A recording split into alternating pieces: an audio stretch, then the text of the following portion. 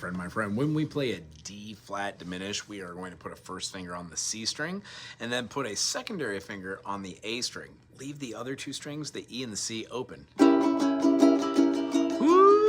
Loving that tension. What we're actually doing in this is we're playing a 1, the root. We're skipping the 2, playing not only just a 3, but we're playing that 3 out as a flat 3 because we're wanting to get that minor third.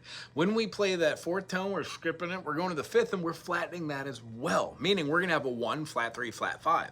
That's how you define a diminished. So when we do this, the notes we're playing are the root, the flat 3, and the flat 5. Because essentially, when we're playing our D flat major, we would have something like this, right? So when we're playing this chord, our diminished chord feels really good having that double flat 7. Now, mind-blowingly fun. Go up to the 4th fret, walk up your finger and leave it. 3rd finger is going to be playing the 6th fret on the E string, and just keep that bar while leaving the G open. This also builds a very, very strong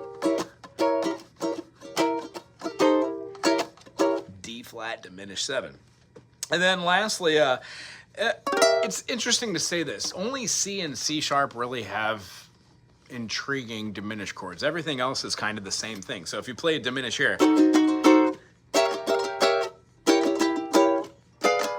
all these are going to have a lot of tension, but distinctively, the one at the 6th fret with the 1st finger, secondary finger is going to be on the E, 3rd finger is going to be playing the C string at the 7th, and then pinky is going to play the 7th on the high A.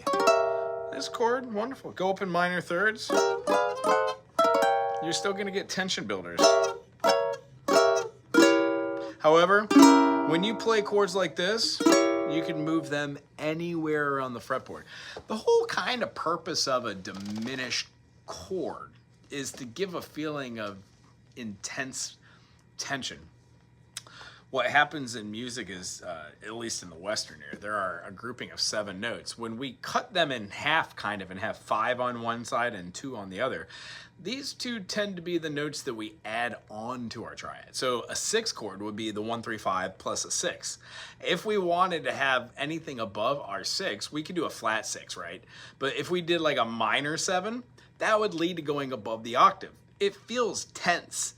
When we have our major 7, we still have a dissonance because the 1 to the 7, that's some super dissonance, but it really doesn't feel weird unless you build a chord around it. Then it feels great, either as a major 7 chord or as a minor 7 moving somewhere. When we add the 9, 11, 13, it just adds as an extension onto these ideas. I hope these were fun.